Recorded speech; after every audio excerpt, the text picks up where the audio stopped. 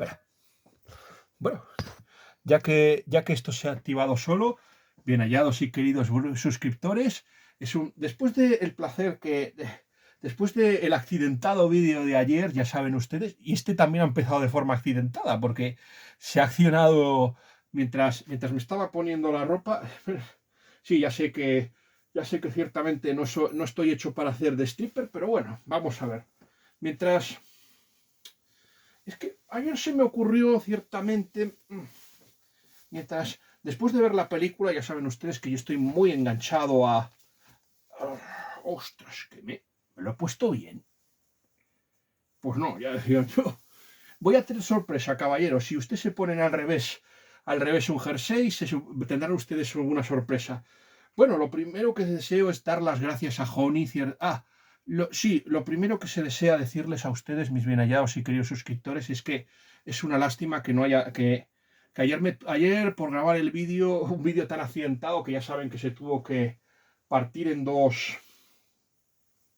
Se tuvo que partir en dos, ciertamente, se tuvo que partir ciertamente el vídeo en dos. Pues ciertamente el vídeo se tuvo que partir en dos cachos por el accidente que se tuvo, es decir, se me cayó el móvil mientras yo estaba grabando.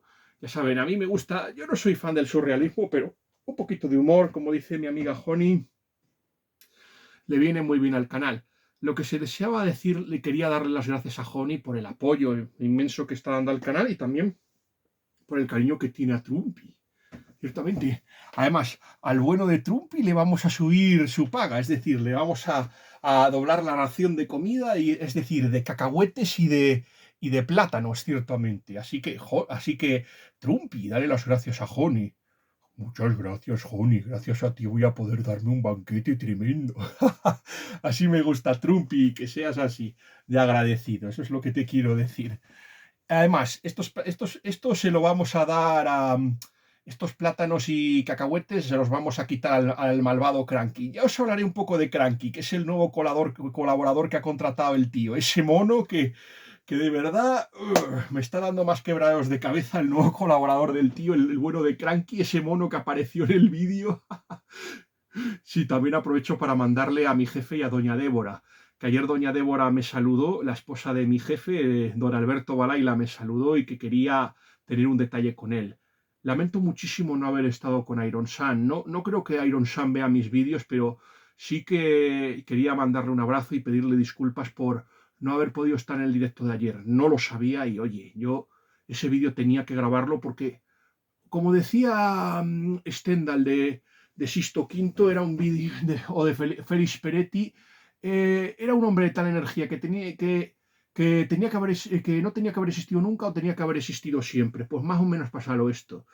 Tenía que grabarlo ese día o no grabarlo nunca. Ya de hecho se me está haciendo. No, hoy como. A ver, y lo que se deseaba decirles a ustedes antes de proseguir con el hilo de mis pensamientos y con mi discurso, lo que se deseaba decirles a todos ustedes, mis bien hallados y queridos suscriptores, es que hoy no se va a grabar el vídeo ciertamente de cristianismo y anticristianismo en la fantasía y la ciencia ficción. Si puedo, lo voy a intentar grabar o el domingo, dependiendo también de lo que haya, o el lunes, y si no pudiera, pues el martes. Pero no se preocupen que se grabará. Además, también tengo que enterarme si va a haber puente en la Facultad de Medicina y dependiendo de eso, pues se podrán escribir más o menos críticas. La que tengo apalabrada ya a escribir es la del libro de la selva, que le gusta muchísimo a mi maestro y amigo, el profesor Manuel Alfonseca. Este vídeo, por supuesto, lo estoy grabando antes de acudir a mi encuentro, a mi tercer encuentro con la Sociedad Católica Española de Tolkien, ¿sí? Y además tengo una sorpresa para ellos. Pero bueno, eso ya no podremos contarlo, puesto que los asuntos de la orden, o sea, es decir, de la Sociedad Católica Española de Tolkien son secretos.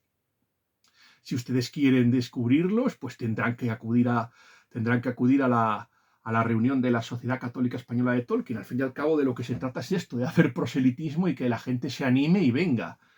Cuantos más seamos, mejor y más divertido será, es verdad. Es que así tendré yo menos protagonismo, cosa que me viene muy bien para rebajar mi ego. sí, Fons, eres un ególatra. Gracias, Trumpy, me encantan tus críticas constructivas.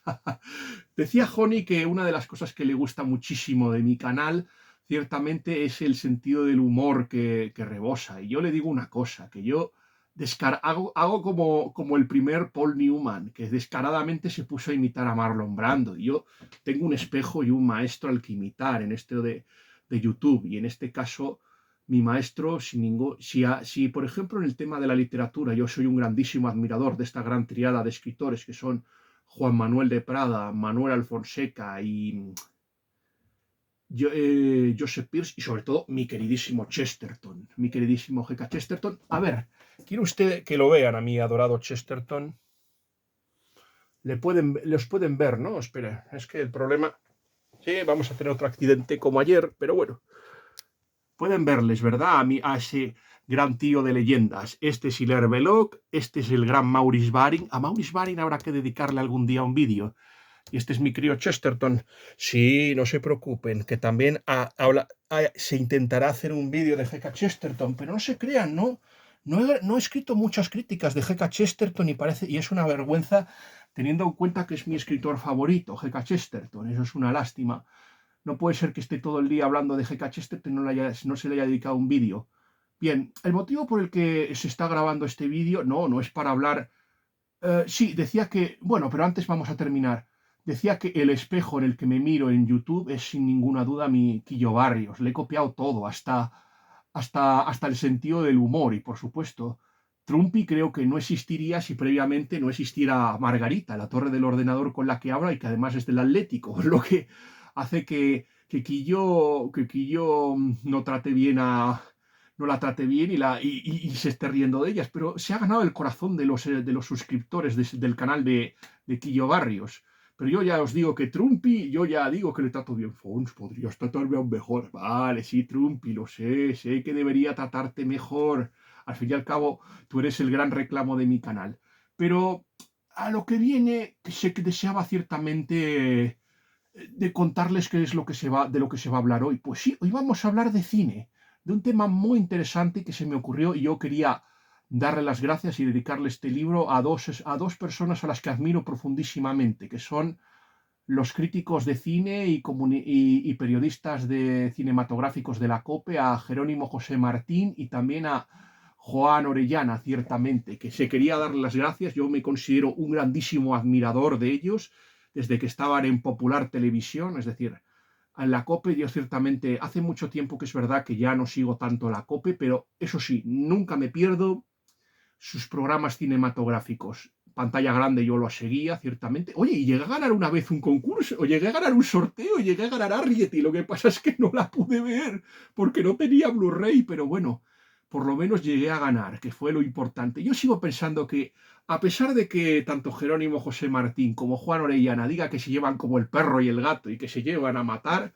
como esa película donde había dos cómicos que se pasaban toda la película intentando matarse entre ellos, era una película española, pues yo lo que creo es que en el fondo, ciertamente yo creo que se llevan muy bien, si no, no podrían estar tanto tiempo trabajando juntos. Ayer no era fácil mejorar un poco lo que pasaba con Classics. Quiero recordarles que Classics en un principio empezó con José Luis Garci, que es un gran director, pero ciertamente salió de 13TV y decían que el motivo por el que salió es porque metía demasiadas películas de cine clásico y eso de cine en blanco y negro y eso ahuyentaba a las audiencias. Yo aquí quiero echar un té. Si es verdaderamente es el motivo, primero, creo que está mal haber cedido a la presión y lo segundo, oye, también nos lo tenemos que hacer mirar al público. O sea, rechazar una película porque esté en blanco y negro, lo importante de una película no es que sea moderna. Lo importante de una película es que tenga calidad y sea entretenida. Y sobre todo el mensaje moral que extraemos de ellas. Yo creo que hemos perdido el norte si solo nos interesa una película por lo moderna que es. Aparte de que yo pienso que el mejor cine que se ha hecho es el que va de la década de los 30 a los 60 y luego ya yo creo que para mí ha degenerado, aunque hubo una época un poco en que parecía que el cine iba a volver a resurgir en la década de los 80 y los 90. Este tema ya se lo hemos tratado, pero Sin embargo, a pesar de la marcha de José Luis García, lo único que no me gustaba de José Luis García cuando estaba en 13TV, yo creo que ciertamente en Telemadrid funcionaba y en la 2 sin ninguna duda funcionaba, pero 13TV no funcionaba y es porque no emitía películas que estuvieran de acuerdo con el ideario de la cadena. Esto yo lo he discutido con Soraya y me dice, Corcho, Soraya, si estás en una tele católica tienes que poner películas de contenido católico. No puedes poner películas que sean contrarias. O mejor dicho, si las pones tienes que criticar y decir lo que no está bien. Es que lo que no puede ser es poner películas. Aparte que ya me estaba un poco cansando del tema del macartismo y no sé qué. Macartismo. O sea, si el escritor es de izquierdas es maravilloso. Si la película es de izquierdas y el cineasta y el guionista es de izquierdas, todo es maravilloso y no sé qué.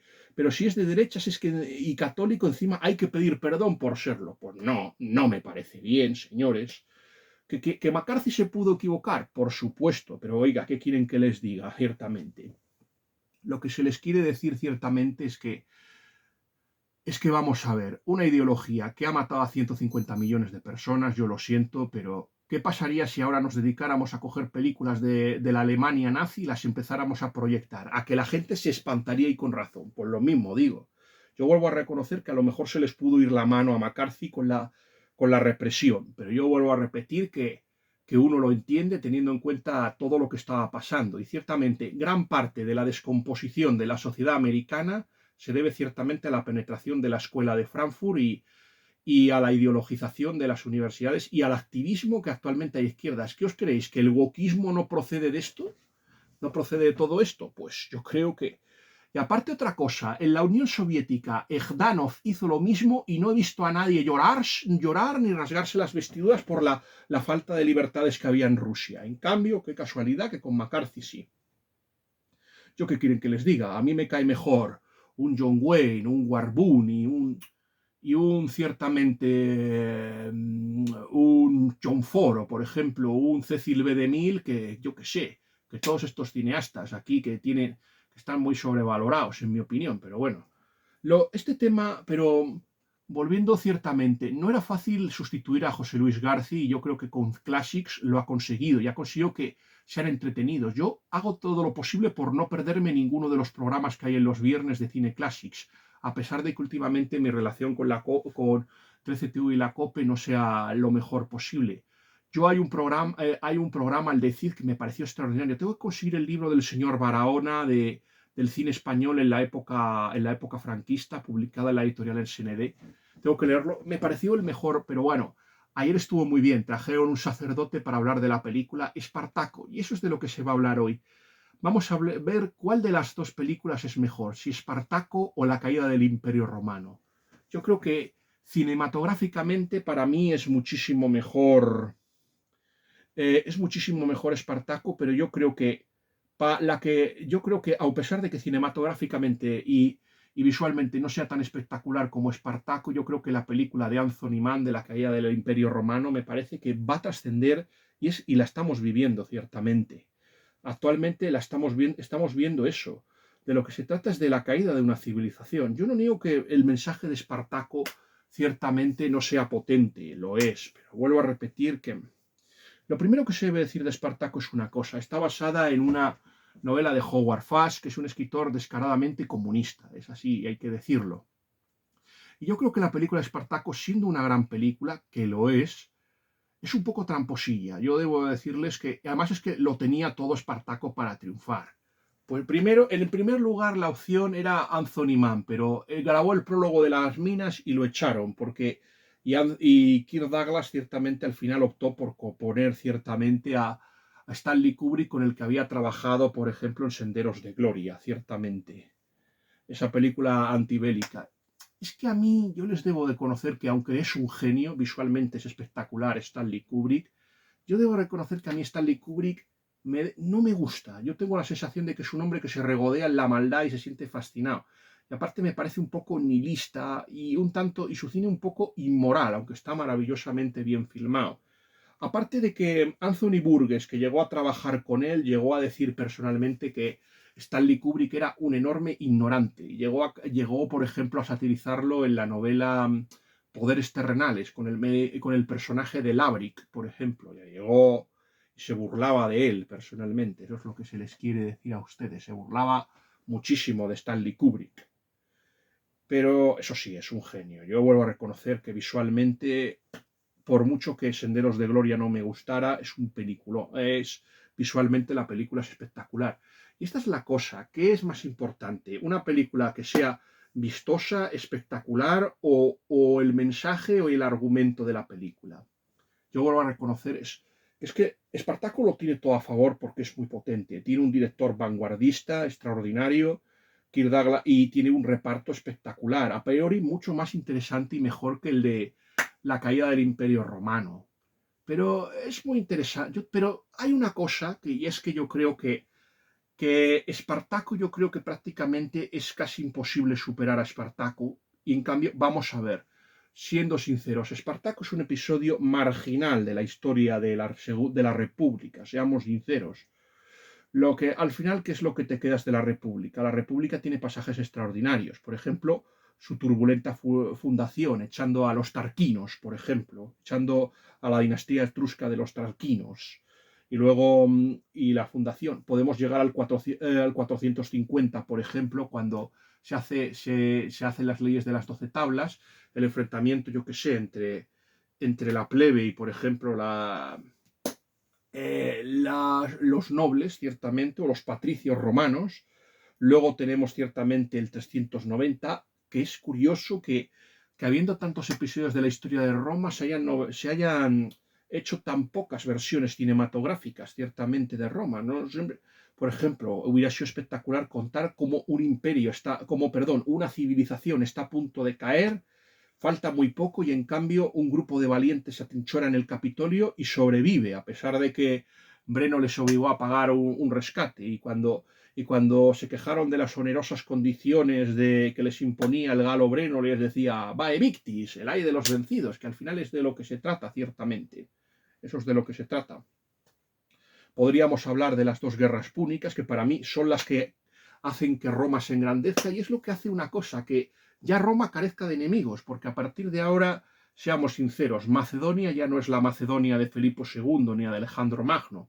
Hay por ejemplo, me parece que era Tito Livio, que hace una especie de, que podría decirse que es el padre de la historia alternativa, en el que llega a enfrentar a estas dos grandes civilizaciones, tanto a, tanto a Macedonia y a Roma, y llega a preguntarse ciertamente que si Alejandro Magno se hubiera enfrentado a Roma, ¿quién habría ganado? Y Tito Livio, a pesar de todo, llega a pensar que las águilas de las legiones romanas habrían triunfado frente a la falange macedónica. Eso es muy interesante, ciertamente. Es muy interesante este punto de vista. Luego ya también Mitrídates, que yo creo que ya es el otro gran rival, ya está muy por debajo. O sea, ya incluso Antíoco, el Antíoco Seleucida ya, yo creo que ya son enemigos ya que ya no están a la altura de Roma, por ejemplo. Y seamos sinceros, yo es que de verdad Espartaco es un episodio muy interesante, pero hay otros episodios más, las guerras civiles, por ejemplo, por ejemplo, los populares y el partido senatorial o aristocrático. Tengamos en cuenta que Roma, ciertamente, tenemos la idea de que es una democracia, pero no es una democracia. En realidad es una oligarquía patricia, en cierto sentido, en el que es verdad que los nobles, que la clase popular puede aspirar, por ejemplo, al tribunado, pero y que también seguramente y que también se recompensa, por ejemplo, a esa plebe que al final tiene mucho, a esa plebe que al final se acaba enriqueciendo y que por lo normal es que haya dos cónsules, un cónsul, por ejemplo, de familia patricia y otro de familia plebeya, ciertamente. Y eso es lo lógico, que haya, por ejemplo, que convivan las dos cosas, pero al final todo esto, toda la crisis, por cierto que no lo sabrán ustedes, pero la crisis de la República empieza personalmente con... La crisis de la República empieza personalmente con Numancia, que Numancia muestra las carencias y mostró las costuras de la República Romana y sus errores impresionantes. De hecho, el cambio de año se produce por esto. Y la familia de los Graco, Cayo Sempronio, perdón, de Tiberio Sempronio Graco, que por cierto estuvo en Numancia, y Cayo Sempronio Graco no habría sido posible ciertamente sin este tema, ciertamente, sin que Numancia mostrase ciertamente las costuras. Hay que reconocer que aunque Hispania no fuera alguien que pusiera a Roma en peligro, ciertamente sí que al final fue decisivo para ese cambio en la historia y para que, por ejemplo, empezase la guerra civil entre los plebeyos y los patricios, ciertamente. Esto lo va a contar maravillosamente bien Colin McCullough en su serie de Los Amos de Roma, Masters of Rome, por ejemplo, que es lo más interesante. A mí me parece fascinante el conflicto entre Cayo Mario y Sila. Por ejemplo, de Sila se llega a hablar, por ejemplo, hay un momento en que Sir Laurence Olivier, que es el que interpreta a Craso, por cierto, a mí me parece que Sir Laurence Olivier no está. A ver, me parece que es un actor impresionante. A mí me parece el mejor actor que ha habido nunca, Sir Laurence Olivier. Eso es lo que yo pienso. Cuando estuve en oscarcine.com, porque yo también tuve mis pinitos como crítico de cine, o sea, hubo una votación y consideraron que la mejor interpretación de la historia era Hamlet era la de Hamlet de Sir Laurence Olivier. Yo considero que hay, pues no sé, pero lo que es evidente es que para mí Sir Laurence Olivier es para mí, yo creo que el mejor, pues no sé, yo creo que sin duda estaría en el top de los mejores intérpretes de toda la historia, Sir Laurence Olivier. A mí me encanta. Es verdad que ha habido veces que, por ejemplo, ha habido alguien que le ha eclipsado. En El Príncipe y la Corista, yo creo que Marilyn Monroe se lo comió con patatas, por ejemplo, a Sir Lawrence. Pero Sir Lawrence es un actor brillantísimo y potentísimo, ya desde la época de los años 30, incluso. Es un actor que yo creo que se ha mantenido y para mí muy poco que solo tenga un Oscar, pero bueno. Pero no está bien escogido, porque Craso, personalmente, en mi opinión, tenía que ser calvo, tenía que ser más calvo que el Humpty Dumpty y tener una cabeza de huevo. O como Poirot, Hercule Poirot.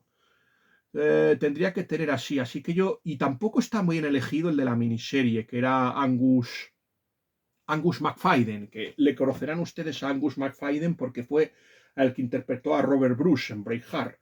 Me pareció que la tertulia estaba muy bien hecho esto de considerar y comparar ciertamente a Espartaco y la influencia que Espartaco ha tenido en películas como Braveheart y El Señor de los Anillos y que todo transcurra en el tema de la libertad y, por ejemplo, también en el tema de la libertad y también en el tema de los ideales y en la presencia de un líder.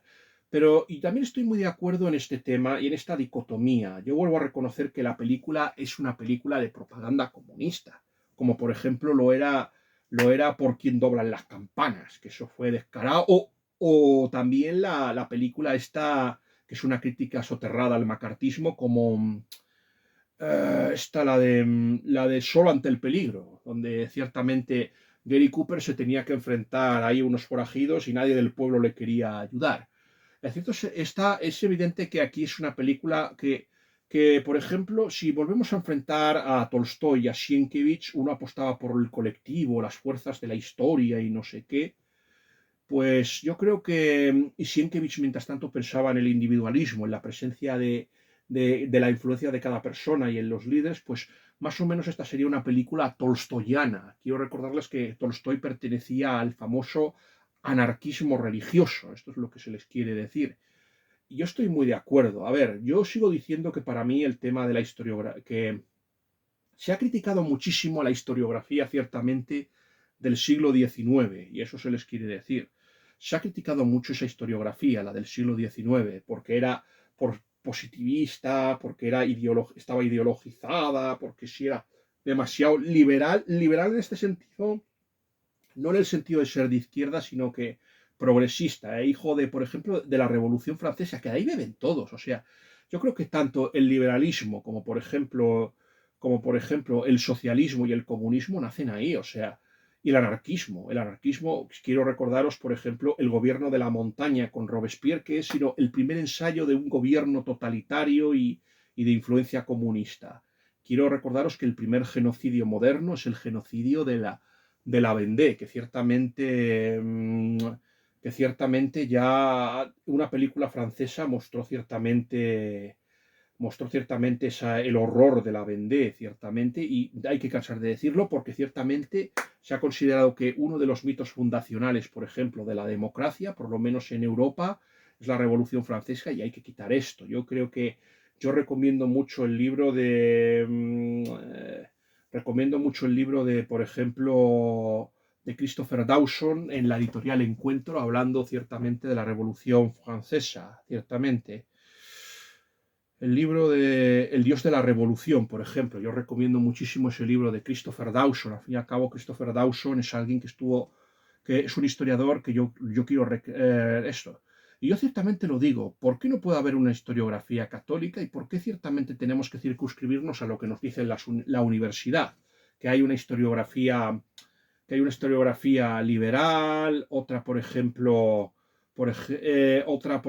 positivista y otra, por ejemplo, que nacional. Y en cambio, por ejemplo, nunca ha habido una historiografía en clave católica. ¿Por qué no? Yo quiero reconocer que para mí G.K. Chesterton y Hilaire Belloc deberían tener, yo que sé, el mismo prestigio que debería tener un Pierre Vilar, un Erich Hobsbawm o alguien de estas historiografías. Eso es lo que se les quiere decir. Que yo no entiendo por qué el prestigio o un Bataille o por qué no puede tener el mismo reconocimiento o Christopher Dawson que también yo creo que se le podría meter en esta lista o otros que tienen un enfoque clarísimamente católico. De este tema también se hablará cuando hablemos de los mártires de la Revolución Inglesa de Santiago Mata, que ahora en la editorial Secotia, que ahora lo estoy leyendo. Por eso es tan interesante este tema. Yo creo que la novela ciertamente bebe mucho, por ejemplo, de la historiografía, bebe mucho de la influencia marxista. Aquí ciertamente tanto Jerónimo José Martín, Juan Orellana y el simpático sacerdote que trajeron ayer, yo creo que acertaron plenamente en considerar que el tema marxista está metido ahí, pero y por ejemplo, el tema de cuando dice yo soy Espartaco, ciertamente lo que se estaba contando era eso, el tema de la Revolución Rusa. Y yo creo que, aparte de la novela de Howard Fast, yo personalmente leí a Howard Fast, leí la novela Berenice, que la publicó la editorial Edasa, y a mí no me gustó nada. Yo le puse un 1. De hecho, hubo un artículo que yo leí y que se mostraba muy crítico tanto con Howard Fast y la parte contraria, que es la corriente personalista de Ayn Rand. O sea, y ya sabemos que Ayn Rand, por ejemplo, ha traído algunos exponentes de la literatura. Entre esos estarían, por ejemplo, James Clavell, el famoso James Clavell, que era ateo y ciertamente siempre una de sus obsesiones fue el odio a la Iglesia Católica. Ayn Rand, que quiero recordarles, y en un artículo muy interesante de Joseph Francis Bradley Bilser, por ejemplo, que ha publicado que ha vuelto a publicar Imaginative Conservative. Este artículo lo publicó en el año 2020. Lo que se les quiere decir a todos ustedes que es muy interesante lo que ha publicado Francis, y decía que una de las personas que más hostiles fue a C.S. Lewis fue, por ejemplo, la propia escritora Ayn Rand. Pues esta Ayn Rand tenía, por ejemplo, Ayn Rand, que por ejemplo también tuvo su historia de amor con el cine. Quiero recordarle que la versión de los años 30, por ejemplo, de Rey de Reyes, la de Cecil B. DeMille, conoció a su marido ahí, rodando Rey de Reyes, la versión de Cecil B. DeMille, no la de Nicholas Ray. De Prada, Juan Manuel de Prada, en por ejemplo Los Tesoros de la Cripta, ha alabado mucho la versión antigua y primigenia de Rey de Reyes, por ejemplo, igual que también la de los 10 mandamientos, la versión de los años, la versión del cine mudo. Eso es lo que quiero decirles, pues lo mismo ha pasado aquí. Y eso es y dice que el mejor Jesucristo de la historia fue el de Rey de Reyes de Cecil B. DeMille. Dicen que es el mejor y por eso es tan interesante traerlo aquí. Ciertamente, a colación. Esta tenía, por ejemplo, varios seguidores, entre ellos James Clavell, Colin McCulloch, que a mí me parece la mejor, solo por la serie de los Masters de Roma, y poco a poco se va sacudiendo los prejuicios personalistas. Yo creo que en las últimas el caballo de César y, por ejemplo, también en Antonio y Cleopatra ya no se nota tanto ese tema el personalismo de Ayn Rand. Ya el héroe no, ya el personaje histórico individualista no es infalible, ciertamente, no es ciertamente maravilloso, no se tiene que enfrentar a una multitud alienada, como más o menos nos contaba El Manantial, que por cierto se hizo también una película con Vidor, por ejemplo, creo que era King Vidor, si no me falla la memoria, con Gary Cooper y Patricia Neal, por ejemplo, que llegaron a tener un romance, por ejemplo. Esto es muy interesante, también es lo que se les quiere decirles a ustedes. Es muy interesante el tema de este tema. Y luego la otra es Taylor Cadwell. Taylor Cadwell, que yo me he mostrado muy crítico con ella. Aquí tuve un debate con el profesor muy encarnizado y con los miembros del Catholic Book Club. Sí, también he tenido discusiones muy potentes con ellos porque yo me mostré muy crítico. Este libro fue recomendado por una usuaria de Catholic Book Club y yo ciertamente me opuse y no me gustó nada. Yo debo reconocer que primero contenía un montón de errores históricos y aparte que es que yo vi un mensaje camuflado. Por ejemplo, para Taylor Cadwell, para el gran, y esto sería muy interesante compararlo con Espartaco, el gran héroe para ella es ciertamente Cicerón. Cicerón lo convierte en el individuo, igual que por ejemplo lo era Cirino, por ejemplo en Médico de Cuerpos y Almas, por ejemplo. No confundir con Cuerpos y Almas de Van der Merch, que es un libro que yo siempre recomiendo muchísimo, ciertamente. Eso es lo que se les quiere decir a ustedes. Pues más o menos era Cicerón, o sea, igual, y esa línea va un poquito también con Robert Harris. Robert Harris también convierte en héroe a Cicerón enfrentándose, por ejemplo, al triunvirato, a Pompeyo, a Craso y a César, que se quieren llevar se quieren llevar a la República por el somidero. Y este es un tema muy interesante. Yo creo que el episodio de Espartaco es muy marginal. Podrá ser un 10 o un 15% de la población. Y está muy mal entendido.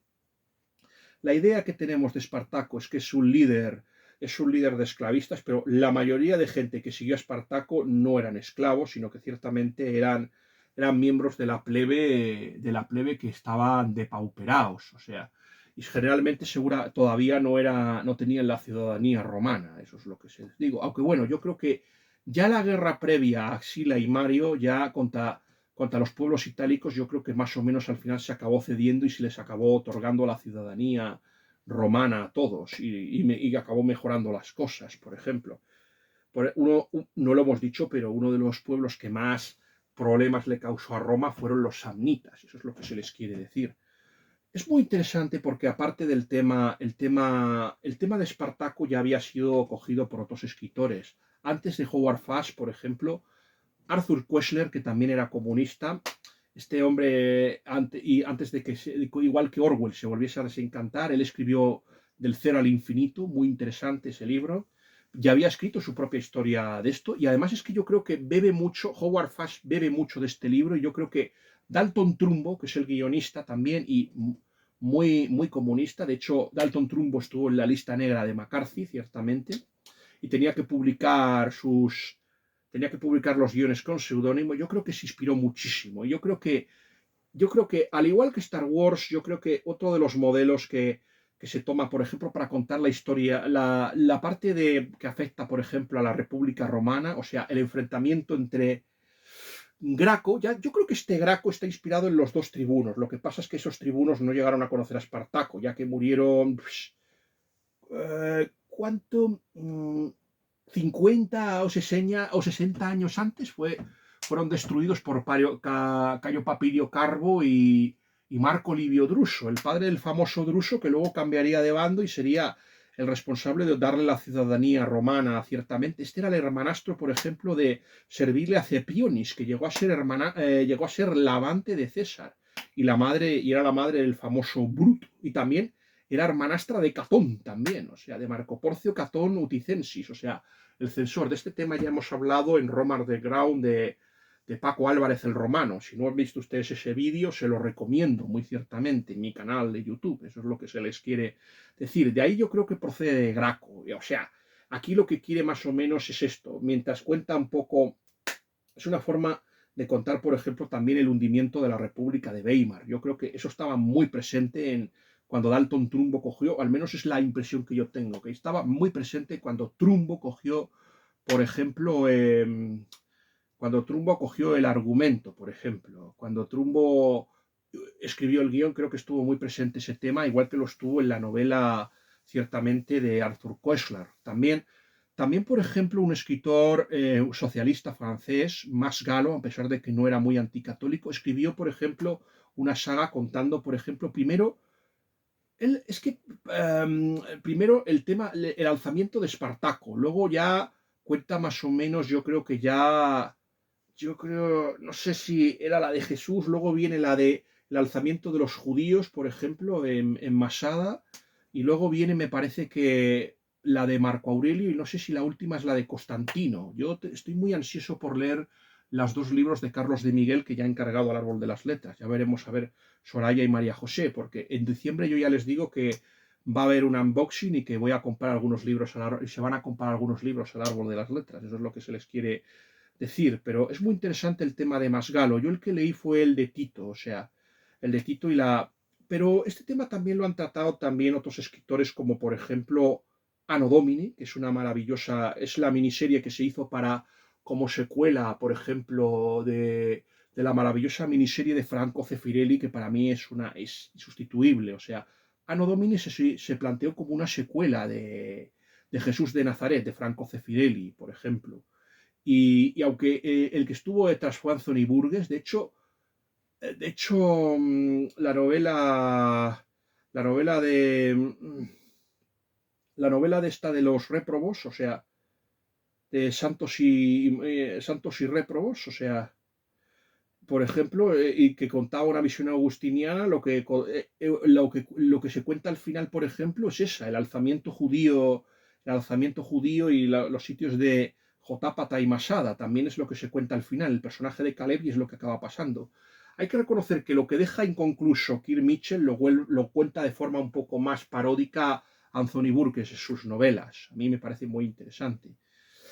Es una lástima que para mí el Oscar se lo llevase, por ejemplo, Peter Ustinov, que para mí estuvo muchísimo mejor en Quo Vadis, por ejemplo, o en Sinuel Egipcio, y lo ganase aquí. Oye, que seamos sinceros, Lentulo Batiato, por ejemplo, Lentulo Batiato es un personaje, es verdad que al final se acaba redimiendo un poco y me gusta mucho lo que hicieron con el personaje de Peter Ustinov, pero lo que se les quiere decir es que este personaje tenía que haber muerto. O sea, es que hacen una cosa, yo creo que hacen dos cosas. Salvar al personaje de Lentulo Batiato, que se supone que muere ya en la sublevación de los gladiadores, y luego Espartaco, que Espartaco se supone que tiene que morir en la batalla contra... Esta batalla que, por cierto, es muy interesante comparar esta batalla con la Far Creek en Braveheart, aunque en Far Creek no muera William Wallace, eso es lo que se les quiero decir. También es muy acertado lo que se dijeron Juan Orellana, Jerónimo José Martín y el sacerdote hablando de la importancia del tema shakespeariano. Y sí, yo creo que hay que hablar del tema muy interesante, que es lo que intenta más o menos y lo que salva a la película, que es utilizar el cristianismo, o sea, y convertir a Espartaco en una figura protocrística, o sea, una especie Igual esto del protocrístico ya lo había hecho, por ejemplo, también Mika Baltari en Sinuel Egipcio, el faraón, que por cierto, yo creo que esa novela, la de Sinuel Egipcio, para mí es una respuesta ciertamente vamos a enseñarla, aunque no creo... Para mí, Sinuel Egipcio, sin duda alguna, es una respuesta no la podrán ver ustedes, pero vamos a ver.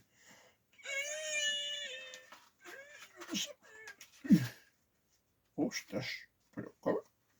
Estamos cogiéndolo al revés. Aquí tenemos. Yo creo que para mí, Sinuel Egipcio es una respuesta a otra novela que también fascinó muchísimo a... ¡Uy, Trumpi! No te me caigas, chiquitín. Sinuel Egipcio es una novela que yo creo que, por ejemplo... ¿Dónde dejé yo Sinuel Egipcio? Aquí.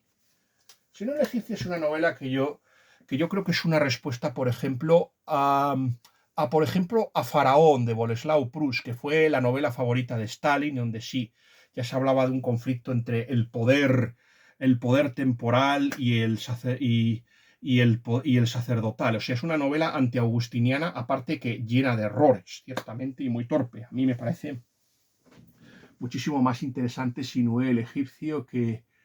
Me parece más interesante Sinué el egipcio, por ejemplo, que el faraón. Y eso es lo que se les quiere decir. Para mí es que yo, volviendo otra vez a,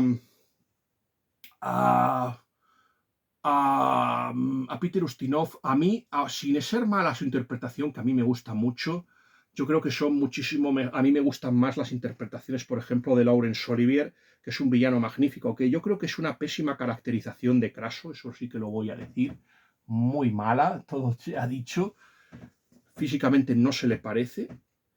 Y luego, por ejemplo, y luego está, y yo creo que el Graco famoso, por cierto, el Graco famoso también, de ciertamente de Charles Lawton. Pero claro que esos actores ya habían ganado el Oscar. Laurence Olivier lo ganó por Hamlet y me parece que Charles Lawton lo había ganado ciertamente, me parece que por la película esta de La vida privada de Enrique VIII, y no sé si me parece... La de Rembrandt creo que no sé si llegó a ganar el Oscar, pero vamos, ya tenía también otro Oscar y supongo que se lo quisieron, que se lo dieron al otro, pero vamos. Charles Lawton haría algo muy parecido también. También interpretaría a un político sin escrúpulos en Tempestad sobre Washington, por ejemplo, que esta película donde parecía que el bueno era Henry Fonda, pero no lo era. Y también está muy bien escogida y creo que es un acierto Jan Simmons. Jan Simmons ya tenía experiencia en estas lides, porque Jan Simmons ya había interpretado a la famosa Diana en esa película que a mí me encanta, la toga sagrada, basada en una novela de Lois Douglas. Es muy interesante y donde tenía que hacer la réplica a otro actorazo, aunque a mi amiga María Elena Benán no le guste, como es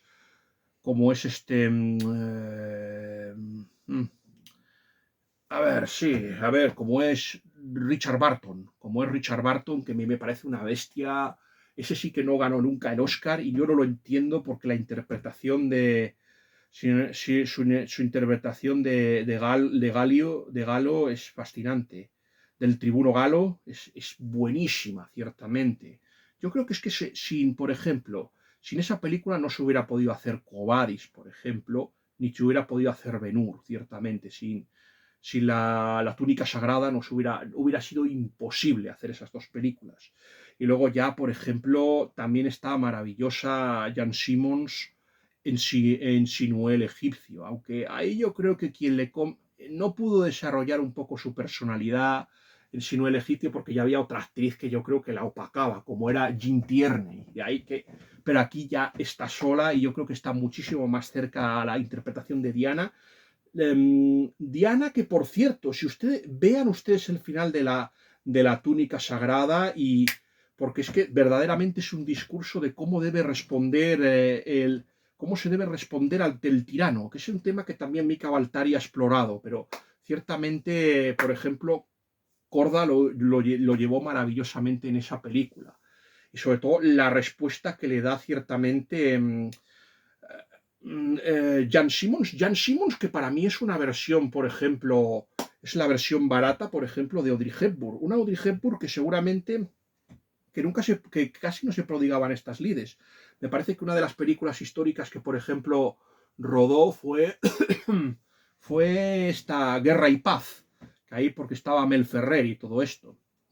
Guerra y Paz que yo les quiero decir que no es la... Y por cierto, que es muy interesante lo de Guerra y Paz, porque el pirata cilicio, por ejemplo, interpretado por Herbert Lom, que también tiene otra interpretación extraordinaria, como es la de la de Yusuf Intashufin en la película esta del Cid, que a mí me encanta el Cid. Yo creo que... Pero es que yo vuelvo a reconocerlo, si tengo que escoger entre Jan Simmons y Sofía Loren, yo lo siento, pero es que me quedo con Jan Simmons, lo tengo que decir. A mí, Sofía Loren, es verdad que está muy bien, tanto en el Cid como en la caída del Imperio Romano, y que el personaje de Lucila es asombroso y fascinante, pero yo es que no, que yo prefiero mil veces. Es que Sofía Loren es verdad que es alguien que ha envejecido muy bien, a diferencia de otros actores de Hollywood, pero no termino de verla yo. No, no. no termina yo, no termino yo de verla, y eso es muy interesante para la hora de hacer comparaciones. También es muy interesante Espartaco, sí, verlo como el personaje crístico, como se ha dicho ciertamente. También, por ejemplo, como ya otro tema que ya se ha mencionado, sí, es el tema yo creo que la comparación cierta, la lucha entre, por ejemplo, el hombre, entre un hombre que en realidad Craso, aunque sea la familia, por ejemplo, nobiliar, es que es más complejo. Craso es un hombre que es el hombre más rico de Roma y es, por ejemplo, es como, imagínense ustedes que Soros, en lugar de intentar dirigir todo en la sombra, se postulara para el poder y ciertamente intentara con su dinero hacerse con el control de, yo qué sé, de Estados Unidos. O, por ejemplo, hicieran lo mismo, yo qué sé, Bezos, Bill Gates o Elon Musk, por decir gente de, la mayoría todos progresistas, menos, bueno, sí, Elon Musk depende, yo creo que cada uno está, imagínense a cualquiera de esos intentando postularse, al que yo veo, supongo que con más opciones de esos es a Elon Musk, pero es algo así, más o menos cuando pensamos en Craso es algo así. El problema de Crasos es que se nos queda muy corto. Había comentado, no me acuerdo si era ciertamente, no sé si fue Jerónimo José Martín o Juan Orellana, que les hubiera gustado hacer, que se hubiera hecho una segunda parte de Espartaco contando el ascenso de César. Ya se ha hecho. De hecho, hubo una segunda. A ver, no es ciertamente una continuación de Espartaco, pero hubo una película, un peplum italiano llamado El hijo de Espartaco, que ya había habido una versión también, otra versión Espartaco italiana, donde es el hijo de Espartaco, en lugar de contarse la fallida campaña de Craso, porque es que Craso, seamos sinceros, forma el primer triunvirato con Pompeyo y también ciertamente con Julio César, pero pronto queda encajonado por ellos y tiene un papel muy secundario. Craso tenía un proyecto muy fascinante, que es intentar incorporar Egipcio para sí.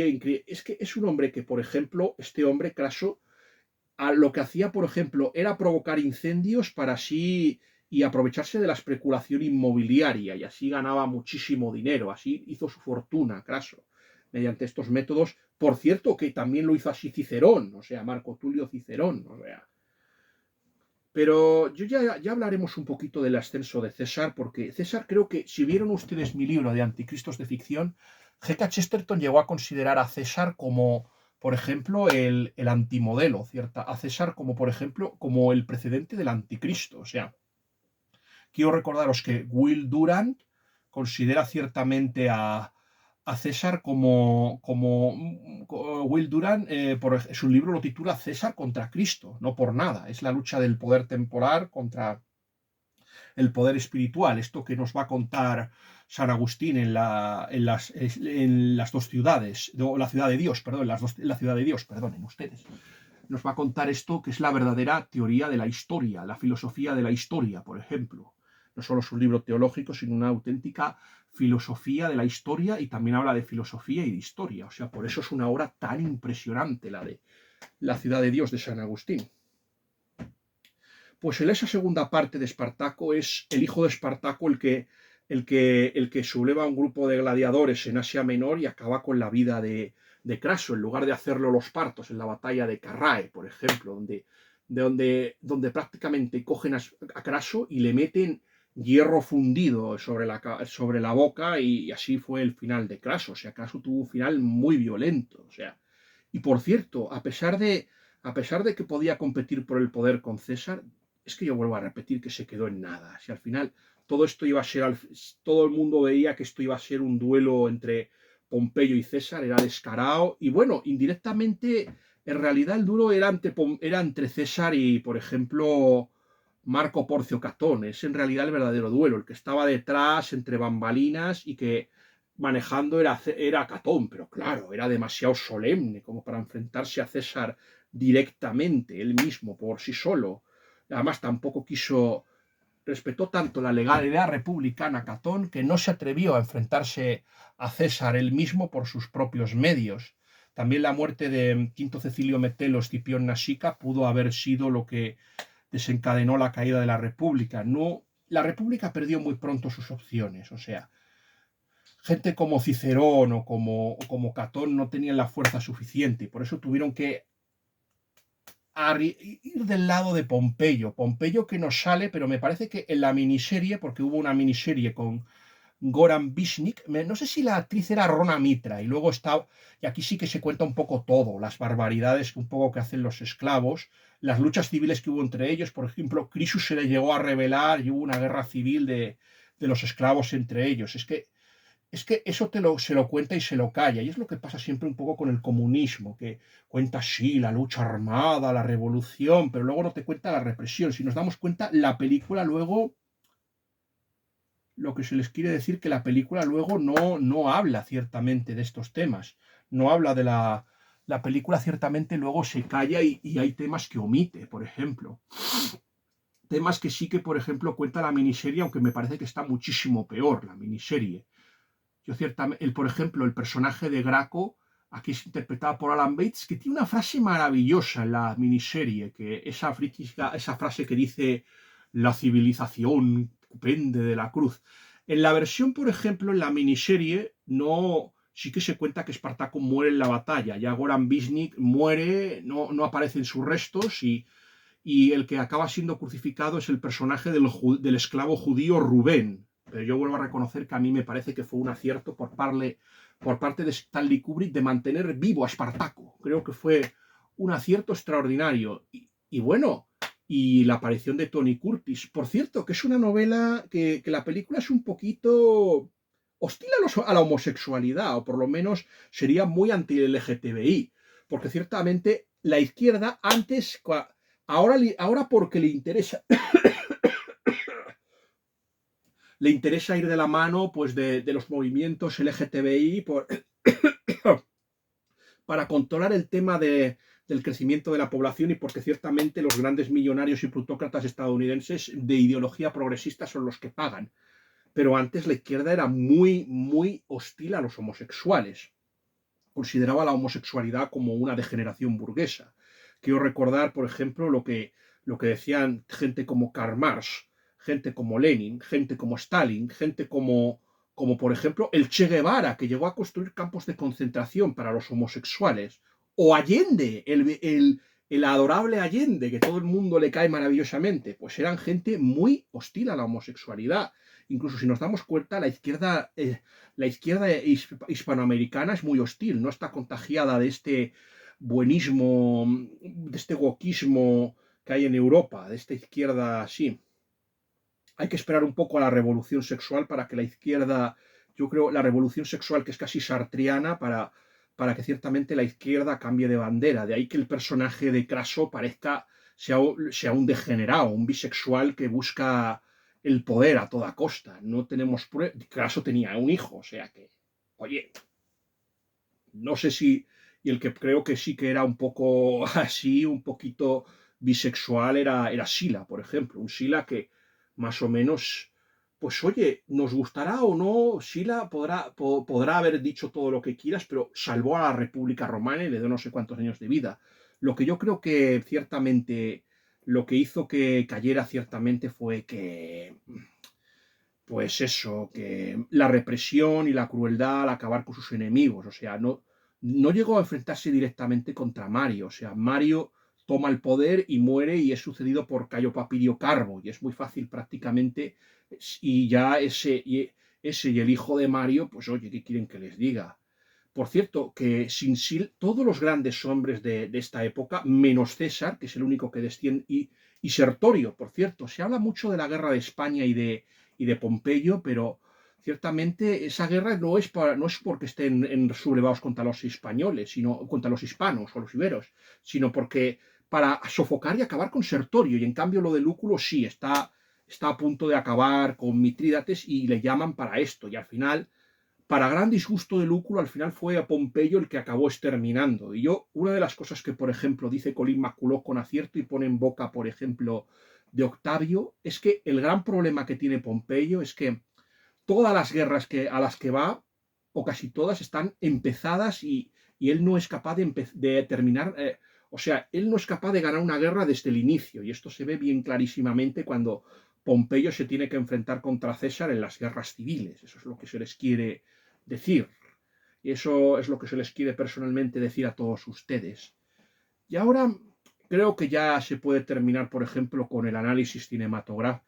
Sí, por cierto, antes de terminar, yo creo que yo estoy de acuerdo en que el final es más...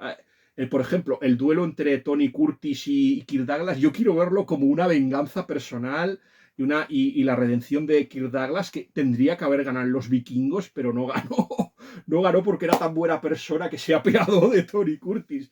Y aquí, por ejemplo, se redime y es capaz, y es él el que derrota a Tony Curtis. Además es que es muy interesante. Yo creo que Tony Curtis también era un poquito...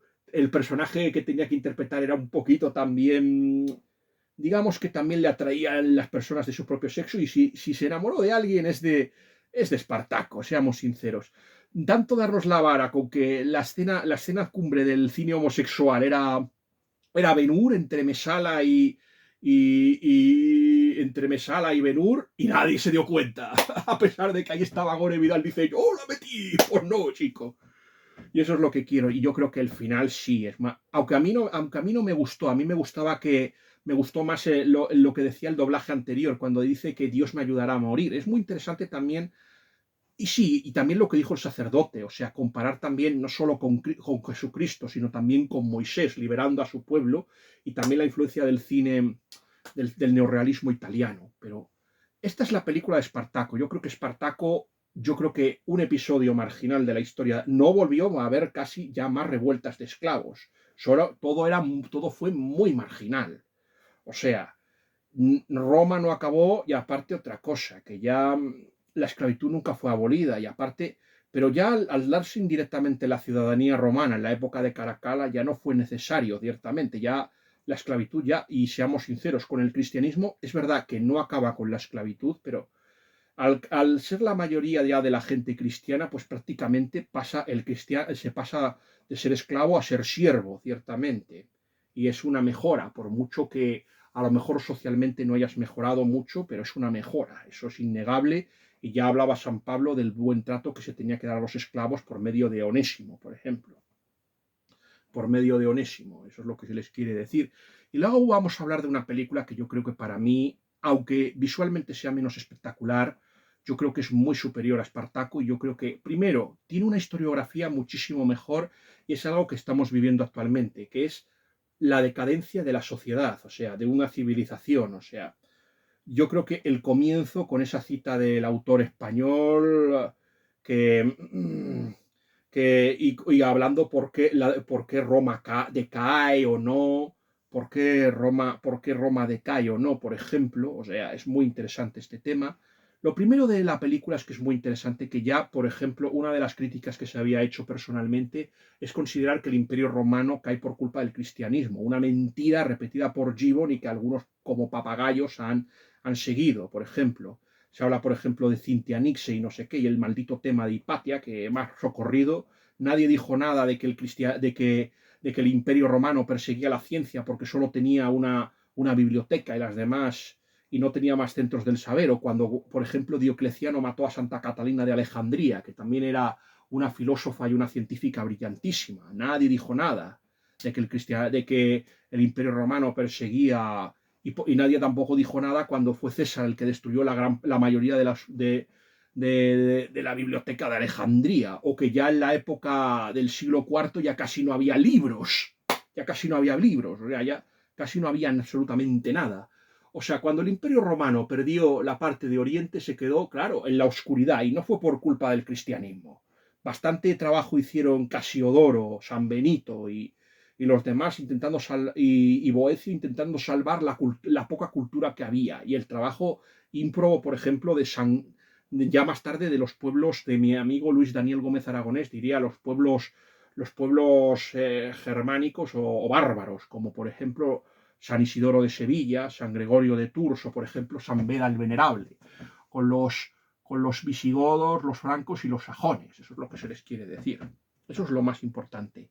Bueno, y a mí es muy interesante lo que dice el poeta mayor, que el hecho de caer no quita la gloria de haber llegado, y eso es ese tema. Yo creo que mi padre dice muy claramente que estamos viviendo la crisis del siglo III. Muy posiblemente estemos ya mucho más cerca de la decadencia como de lo que pensamos. Estemos en el siglo IV y V, por ejemplo. Ya estemos en el siglo IV y V, pero hay una cosa que a mí me inquieta ciertamente. El Imperio Romano pasa de ser un pueblo de politeísta que adoraba, por ejemplo, al emperador también, que prácticamente al emperador al final lo acabó cayendo todo. Pero claro, si ves que el emperador va muriendo, van cayendo emperadores y la figura del emperador se resiente y al final, pues oye, por mucho culto, al final ni culto divino ni cuernos, al final sabes que es tan mortal como otro, que lo puedes matar a las primeras de cambio, con sublevaciones, conspiraciones palaciegas y todo lo que quieras. O sea, por ejemplo, ya hemos dicho, otro de los que estaban a favor de esa corriente de que el cristianismo había sido el culpable de la decadencia es este socialista utópico llamado Charles Renouvier, por ejemplo, que estaba todavía anterior a Mar. O sea, que para eso estamos aquí, para contestar a este tipo de cosas. A mí me parece que ciertamente, aunque visualmente la película de Mann no sea, pero Mann ciertamente tiene mucho más argumento, más moral, da más peso a la historia. La banda sonora de Dimitri Tiomkin es mejor que la de Espartaco. Por Espartaco, aunque tenga un reparto, y por ejemplo es que hay... Y la historia, es verdad que, por ejemplo, quizá le falte a un héroe con más empaque, aunque, ojo, Stephen Boy a mí no me parece que lo haga mal como Cayo Metelo Livio.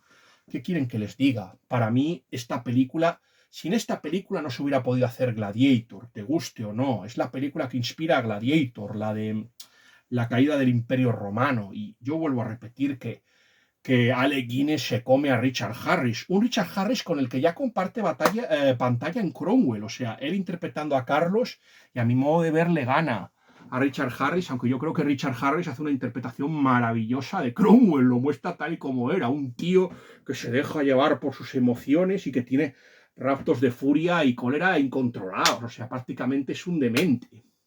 Prácticamente Cromwell es un demente y un poseso, así de claro, os lo digo así. Muy interesante. A mí es que yo ya lo he dicho que en ese tema fascinante yo sigo diciendo que Sofía Loren a mí me parece una belleza demasiado gatuna para mi gusto. Yo sigo pensando que a mí me hubiera gustado otra actriz, no sé, algo como Jan Simmons, Audrey Hepburn. Yo no lo entiendo. Y eso no lo he dicho de Jan Simmons. ¿Cómo se pudo casar con el patán de Stewart Granger? ¡Dios! ¿Por qué las grandes actrices se lían con idiotas? Porque también pasaba lo mismo con Barbara Stanwyck, que se lió con el mono bigotudo de Robert Taylor, que no había hecho una buena película en su vida. Bueno, hizo dos. Una donde tenían que encontrar la tumba del patriarca José, y otra que es Duelo en la ciudad muerta, que esa es muy buena, pero claro, la mejor interpretación la hace Richard Widmark, así que con eso se lo digo todo. No, a mí es que la caída del Imperio Romano, por cierto, que también se rodó igual que una parte de Espartaco en España, así que me encanta. Yo es que también es muy interesante lo que se dijo también del Doctor Zivago, la comparación, pero es que es lo contrario, porque Doctor Zivago es una película, por cierto, el guionista era Robert Ball de Doctor Zivago, pero es una película fortísimamente comunista, cosa a diferencia de Espartaco, que es clarísimamente, que a pesar de los temas crísticos, es una película furibundamente comunista, y en cambio la otra es lo contrario. Pero vamos, Doctor Zivago no es una película no es una película que me gustara, pero es que sí, te remueve por dentro, y es una película que creo que es básica, aunque te puede gustar o no, pero es una película que yo creo que es absolutamente básica, y que si el objetivo de la CIA era hacerla para hacerle daño al comunismo, lo consiguió. Conmigo funcionó. Esa película me hizo... Si ya era crítico con la izquierda, esa película ya me hizo profundamente anticomunista, el doctor Zivago. A veces es bueno que a uno a veces es bueno que a uno ciertamente le hagan, por ejemplo, ¿cómo es esto? ¿Cómo te diría yo? Le desprogramen, o sea, que ciertamente le hagan ciertamente eso, que ciertamente le desprogramen. Por eso, por ejemplo, ocurre con las sectas, que al fin y al cabo, ¿qué es el comunismo? Sino ciertamente una ideología que empieza siendo gnóstica y al final acaba siendo satanista con Karl Marx. Es así. No que le guste o no le guste a esta gente.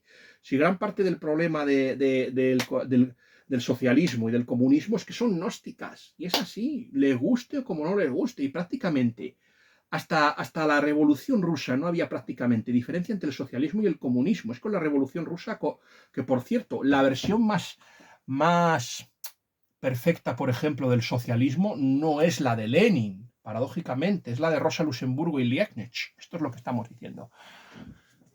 Pero bueno, lo interesante es esto. En la caída del Imperio Romano, yo creo que es que, por ejemplo, a mí me parece que quieren que les diga, se habla mucho, por ejemplo, de la interpretación extraordinaria de Joaquín Phoenix en Gladiator, pero es que la de Christopher Plummer es muchísimo mejor. Para mí, de los mejores villanos que ha habido nunca. Además, es que es una persona que en un principio, Komodo, a ver, hay un momento en que parece que el héroe de la película es Komodo, en lugar de, por ejemplo, de Stephen Boyd, de Cayo Metelolivio. Al fin y al cabo, cuando hay el atentado para coger a Balomar, al fin y al cabo, nos parece muy duro que se castigue a los gladiadores cuando no ha habido ninguna culpa, o sea, y cuando el propio Komodo ha luchado. Es verdad que ahí en el fondo estaba resentido porque el otro quería, y aquí está el tema, o sea, el tema de que Marco Aurelio desheredase a su hijo, bueno, ya estaba, por ejemplo, en Ucronía de Charles Renouvier, pero la idea de que Komodo desheredase a su hijo se le ocurre ciertamente a la película de Samuel Bronston y de Anthony Mann y Philip Jordan, no se le ocurre, y Jordan, no se le ocurre ciertamente a Ridley Scott, que parece que la genialidad, y aparte en ningún momento se pensaba volver a la República, si precisamente ya el imperio se había sentado, ciertamente, ya nadie quería. De hecho, vamos a pasar del Principado y ya con la época de Septimio Severo vamos a pasar al dominado. Eso es lo que se les quiere a ustedes decir. Ya no había una oportunidad de volver. El único emperador que va a devolver alguna competencia al Senado, paradójicamente, va a ser el tataranieto del famoso historiador Tácito, que al final llegó a ser emperador, el único que se le ocurrió la idea. A mí es que es un tema muy interesante porque este tema de la decadencia de Roma ya lo hemos dicho que lo ha tratado y este tema, por favor, vean mi crítica del sitio de Constantinopla donde yo ya hablaba de la crisis y de la caída del Imperio Romano, o sea, hablaba de la caída del Imperio Romano y cómo decaen las civilizaciones. A mí lo que me preocupa, y no lo terminé de decir, es el tema es el tema que el Imperio Romano va haciéndose pasa de ser una religión indiferentista religiosa, o sea, pasa de ser un politeísta y de adorar al emperador a ser una sociedad fascinada por las religiones orientales y al final va a hacerse cristiana y aquí estamos viendo lo contrario, estamos viendo que es una sociedad cristiana que se está ciertamente descristianizando por culpa del secularismo y que en lugar de caer en una especie de ateísmo, sí, lo que más bien cae es una especie de anticlericalismo y odio al cristianismo, pero en realidad, si te das cuenta, han sido otros dioses los que han sustituido. Las ideologías, las religiones, la New Age, los libros de autoayuda, el tarot, o sea, el hombre como dice ciertamente G.K. Chesterton, cuando uno no cree en Dios es capaz de creer en cualquier cosa. Yo creo que ciertamente lo que hay es otras. Lo que hay es que ciertamente has dejado de creer para creer en otra cosa. Eso es lo que yo creo que más o menos ocurre. O sea, que estamos siguiendo el camino inverso y ciertamente creo que vamos para peor, en mi opinión.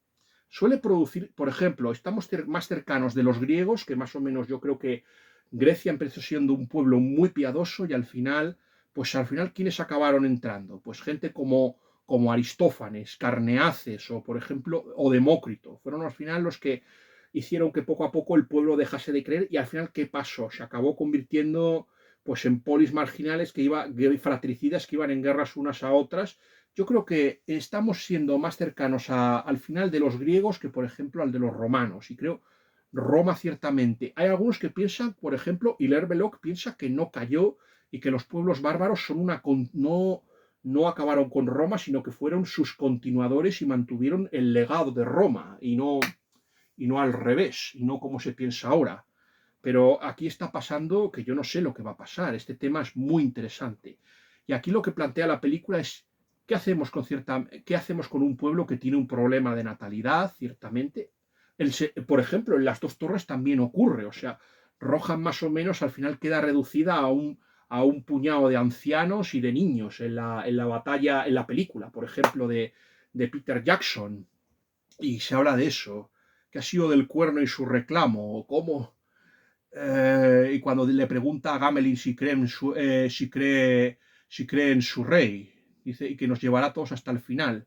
Y hablaba del otoño, del invierno, del ocaso y no sé qué, y se pregunta cómo pudieron llegar a eso. Y es esto lo que pasa y lo que yo creo que le va a pasar a Occidente, porque ciertamente hemos apostado ciertamente por unas políticas absolutamente antinatalistas y de destrucción de la familia. Un Occidente que se va a matar él solo, y por eso la obra de Will Durant tiene tanta vigencia. Yo creo que ciertamente para que un pueblo desaparezca, tiene que haber muerto y haber sido destruido interiormente. No siempre tiene que ver el tema de la natalidad. Por ejemplo, en el caso de los aztecas había una sobrepoblación, por eso se estaban dedicando a comerse entre ellos y a capturar a otras tribus para comérselas. Pero es un tema que hay una... Yo creo que el tema no es tanto un tema, yo qué sé, biológico y no sé qué, es un tema de degradación moral. Yo creo que lo que lleva a los pueblos a la decadencia, también lo tratamos cuando se habló de Atalía, es la decadencia moral, cuando se deja de creer en una religión y en estas cosas, y esto es lo que analiza perfectamente la caída del Imperio Romano. En este caso, el gran acierto es no considerar el cristianismo como malo. De hecho, muy posiblemente, y esto me resulte muy difícil de creer, el personaje de Timónides, interpretado por James Mason, pues es cristiano porque lleva un crucifijo, el personaje, al final le vemos. Yo lo veo muy complicado. Aquí tuvimos una discusión el profesor y yo cuando yo le dije que fuego en el cielo, que yo no me creía que Marco Aurelio perdonase la vida al centurión cristiano. O sea, más cuando este Marco Aurelio era un estoico bastante rígido, duro, que no podía aceptar que una persona no le considerase como Dios. Quiero recordar lo que le pasó a San Justino Mártir. O sea, San Justino Mártir ciertamente acabó con él y era lo más aperturista. O sea, era alguien que estaba a favor de mantener diálogos con los platónicos y con la filosofía griega. Este tema lo hemos discutido, por ejemplo, Miguel Ángel Quintana Paz y un servidor en Twitter. Yo sigo diciendo, y Dante Urbina, por ejemplo, creo que se ha puesto de mi parte y ha considerado ciertamente que cuidado con estas nuevas. ¿Para qué queremos volver al estoicismo y resucitarlo cuando tenemos a los padres de la Iglesia? De lo que hay que hablar es de los padres de la Iglesia. Eso no quiere decir que usted tenga que ir y coger los libros de Aristóteles y de Platón y quemarlos. No sea usted animal. Pero lo que quiero decir es que teniendo a los... ¿Por qué no volver, como dice Enrique Álvarez, al cristianismo, ciertamente? Y en lugar de apostar e ir trayendo gente, ¿por qué no apostar cada vez más por el cristianismo y por una migración que nos beneficie? Porque este es el tema.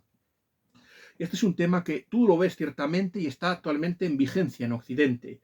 Debemos adoptar la posición ciertamente que por ejemplo, la posición que ciertamente de Cayo Metelo Livio y Timónides, de permitir la entrada de los germanos. Ojo, los germanos, que yo no lo entiendo, porque hay una escena de la película que luego dice que tienen que ir a proteger a los germanos de los vándalos y los suevos.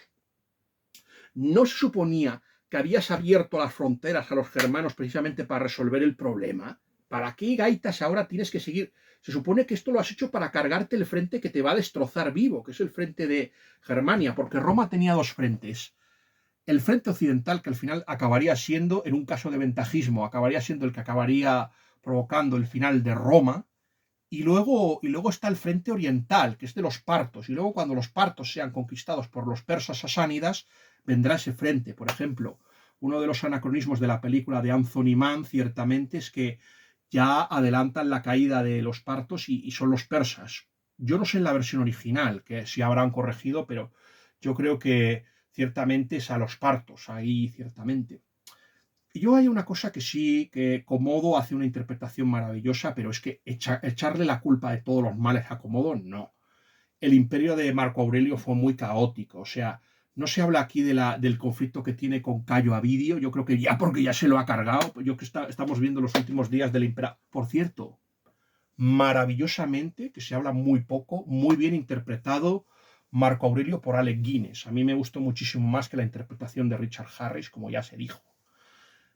Y lo que se les quiere decir personalmente es que ya esto, por ejemplo, no se cuenta, pero ya, por ejemplo, cuántas sublevaciones. El propio Marco Aurelio tiene que morir ahí luchando contra... De hecho, así esto se cuenta, o sea, lucha contra los marcomanos en Vindobona, o sea, este Balomar creo que es un marcomano, o sea, ahí, o sea. Yo no entiendo, ¿para qué entonces quieres integrar a los germanos y luego encima tienes que seguir ahí manteniendo? Eso es una de las incongruencias de la película. Pero oye, feliz incongruencia. Y yo creo que para mí una de las escenas cumbres del cine, y yo creo que y una lección de historia que es muy superior a la que nos puede dar el Espartaco de Kubrick, yo no lo he dicho, pero Kubrick hay algo que no me gusta de él. Y es que Kubrick yo creo que es una persona que se regodea en la maldad, encarna ese nuevo cine que premia más la imagen, lo visual y que en cambio degrada más la moral. Quiero recordar, si nos pasamos a ver las películas de Kubrick, ¿qué es lo que ha hecho? Ha hecho La Naranja Mecánica, donde elimina el final, donde el protagonista se redimía por sí mismo. Esto nadie me lo puede negar. Ha hecho Lolita, una película que ciertamente, si tú la lees mal, porque el propósito de Nabokov era ciertamente que tú te mostraras crítico con el personaje de Humbert, pero si lo lees mal, pues claro, es una invitación ciertamente al pedo, o sea, a hacerlo con niñas en este caso. Y luego, ¿qué pasó ciertamente qué pasó, por ejemplo, con Barry Lyndon? Tú la lees y ciertamente es una de las novelas más amargas, crueles. Y el problema de Thackeray es que escribía esas novelas precisamente para denigrar estos comportamientos. Pero es que, como decía C.S. Lewis de Thackeray, es que predicaba, pero es que encima lo hacía mal, de tal forma que parecía que estaba diciendo lo contrario. Y más o menos la gente tuvo que salir, por ejemplo, Charlotte Bronte a defender a tuvo que salir Charlotte Bronte, por ejemplo, a defender a William Makepeace Thackeray diciendo que no era otro Fielding, que no era un buitre como Fielding y además luego te das cuenta de que sí que era una bellísima y una persona encantadora, pero sus novelas son lentas, son muy aburridas y que si tú las lees puedes llegar a tener una confusión moral y pensar que Thackeray empatiza, yo qué sé, con Becky Sharp, por ejemplo, o Esmond o Barry Lyndon, con estos pícaros y estos sinvergüenzas. Y es así. Y claro, ¿con qué se queda? ¿Con qué se queda? Sino con el ascenso del amoral, de la revista moral de Barry Lyndon o de Barry Redmond. ¿Y qué ocurre ciertamente con otra película? Con La chaqueta mecánica es un relato nihilista y amoral. Ciertamente ya no solo es una crítica a la guerra del Vietnam, que me parece justa y lógica. Yo debo reconocerles que yo soy más partidario de las películas pro guerra del Vietnam que las otras. Pero a mí me parece una película cínica y amoral, o sea, La chaqueta metálica. Y es algo que no pude soportar de verlas. Y que es ciertamente El Resplandor, donde se muestra un padre maltratador y borracho que en la novela de Stephen King se redime. Yo vuelvo a reconocer que yo vi esa película y ¿saben qué? Pues me pasé toda la película riéndome de lo grotesca, lo caricaturesca que era. Es que, de verdad, y a mí lo que me cabrea, pero ¿cómo le das ese final tan rasqueroso y repugnante al personaje de Jack Nicholson? ¿Por qué no le das el final que tiene en la miniserie o en la novela? Deja que el padre se redima, se convierta en un héroe y acabe con la amenaza, tío. Joder, no seas miserable. ¿Qué dejas? ¿El hotel para que caigan otros pobres desgraciados y vuelvan a caer en la trampa? ¿Y qué me dices de Ice Shad? Por favor. Ice Shad, ¿qué es eso sino una invitación? ¿Qué es eso sino el desquite de una mujer y un marido que como ve que su mujer le ha sido infiel? ¡Hala! Venga, vamos a ponerle los cuernos y ahí, venga. Y de paso coqueteamos con las órdenes secretas. Yo doy gracias a Dios de que el señor Kubrick se muriera y que le sustituyese en inteligencia artificial a Spielberg. Sí, visualmente sería espectacular. Pero a mí me parece que este tío era una persona, ¿cómo diría el señor Michael O'Brien? Algo que parece bueno, pero digamos que material, digamos que profundamente perverso o profundamente malsano. Por eso a mí me gustan estas películas que quizás a lo mejor la caída del Imperio Romano peque de pesimismo, pero corcho, tú estás contando cómo una civilización se degrada, cómo decae. Yo vuelvo a reconocer que una de las mejores, aparte de que las peleas, por ejemplo, tiene muchas más peleas que Espartaco. Tuvieron que decir que Espartaco tuvieron que meter unas pocas escenas de acción porque si no la gente, en fin. Y aquí hay más peleillas, o sea, la escena, las luchas, por ejemplo, con los marcomanos, la carrera de cuadrigas entre Comodo y el personaje de Cayo Metelo Livio, la batalla contra los persas. Es que tienes, y sobre todo, una lucha final espectacular, que ciertamente la copia descaradamente Ridley Scott en Gladiator. y yo creo que tienes el mejor discurso de la historia del cine. Además, un discurso lo empieza Stephen Boy, delega en un James Mason que yo creo que se toma la revancha después de que Marlon Brando le dejase como un idiota en la película esta en la película de César, basada en el drama de Shakespeare, donde Marco Antonio se lo zampa con patatitas al pobre bruto, o sea, al pobre bruto Mason. Pues aquí tenemos y sobre todo la intervención espectacular y antológica de Finlay Curry, poniendo en su boca el mensaje y la línea historiográfica de... Ya hemos hablado de Will Durant, ya hemos hablado de este tema, de la fascinación que el profesor y yo tenemos por diferentes tendencias historiográficas. El profesor es más partidario, por ejemplo, de Oswald Spengler y su decadencia de Occidente y de Arnold Toynbee. Y yo soy más partidario de Will Durant, por ejemplo. De Will Durant, por ejemplo. Y ciertamente vemos como un pueblo que no se subleva, que permanece sumiso al tirano. Es verdad que, por ejemplo, el tema, ya se ha dicho, por ejemplo, que el tema de los bárbaros, o sea, todos los desastres que le ocurran al Imperio Romano, metérselos todos a Comodo. No, no, no, no, no, no, no, no, no, hijo mío, no, no, no, no, no, no, no, no, no. Hijo mío, la peste esta no le tocó a Comodo, le tocó las consecuencias. La peste empezó con Marco Aurelio. Y además hasta tuvo una revuelta de Mauris ahí. O sea, no, no, no, no, no. No se va a la mierda al imperio porque haya escogido a Comodo. Comodo podrá ser todo. Y además hay una cosa que me entristece mucho de la película que me encanta, La caída del Imperio Romano. Es una película que es buenísima, pero es que tiene muchísimo margen de mejora. Y aún si hubiera contado la historia real de Comodo, es que era muchísimo más interesante. Es que para mí la heroína del relato es Marcia, ese personaje que no aparece.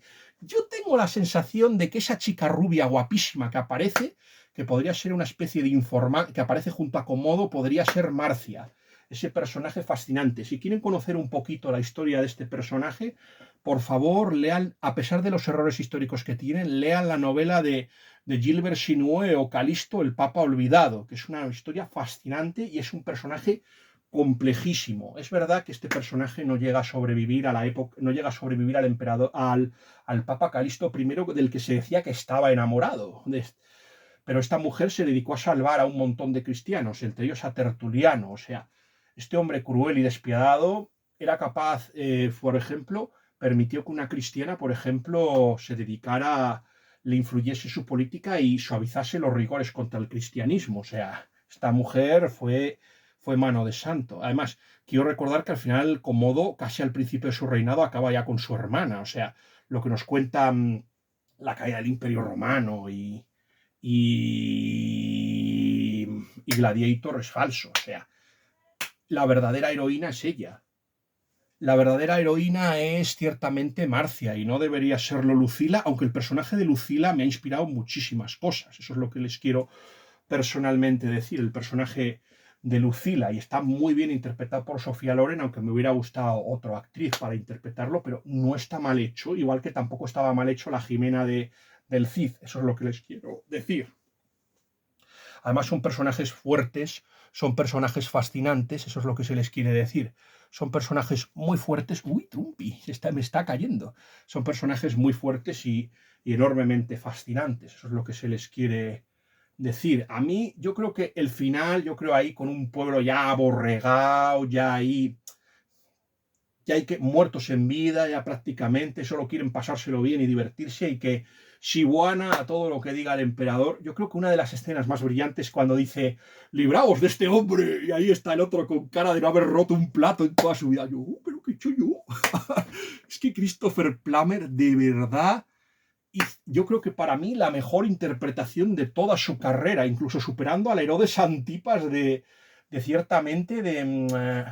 al Herodes Antipas de Jesús de Nazaret. Es que está mejor, es que de verdad es muy difícil interpretar a un villano mejor. A mí se lo come con patatitas al Joaquín Phoenix, como ya he dicho. Eso ya te lo quiero decir.